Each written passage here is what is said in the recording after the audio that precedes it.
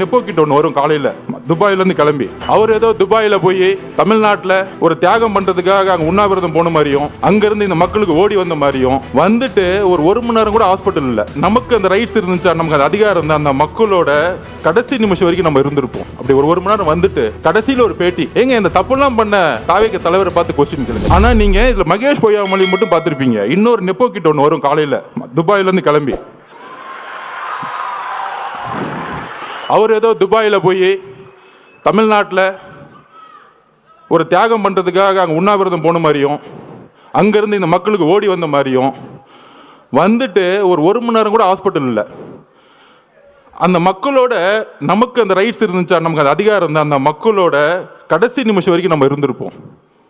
அந்த உயிரை எடுத்து கொண்டு போய் சமாதானம் பண்ணுற வரைக்கும், சமாதி கொடுக்குற வரைக்கும் இருந்திருப்போம். அப்படி ஒரு மணி நேரம் வந்துட்டு கடைசியில் ஒரு பேட்டி, ஏங்க இந்த தப்புலாம் பண்ண அவரை போய் ஏங்க கொஸ்டின் கேட்கல, தாவேக தலைவரை பார்த்து கொஸ்டின் கேளுங்க. இப்போ புரியுதா?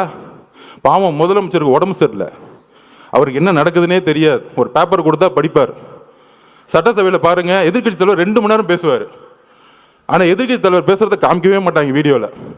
டக்குன்னு ஒரு குறிப்பு வரும், ஒரு 5 நிமிஷம் பேசுவார். அவர் 2 மணி நேரம் கத்திட்டு இருப்பார், 5 நிமிஷம் பண்ண லைவ் வரும். அவர் என்னப்பா பண்ணுறது?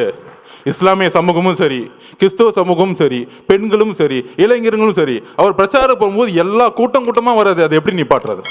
இவ்வளோதான் இவங்களோட நெரேட்டிவ், இவ்வளோதான் இவங்க சிந்தனை. அப்போ என்ன பண்ணணும்? அவர்கிட்ட என்ன பலம் இருக்குது?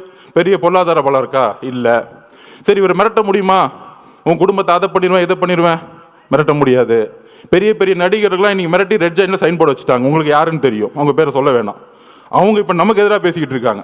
5 வருஷத்துக்கு முன்னாடி மாற்றம் அப்படின்னு சொன்னவங்களாம் இப்போ இந்த பக்கம் போய் ஐயா நீ தான் ஏன் எனக்கு சைன் அப் போடு, நான் ஒரு படத்தை நடிக்கிறேன்னு படத்துக்கு போயிட்டாங்க.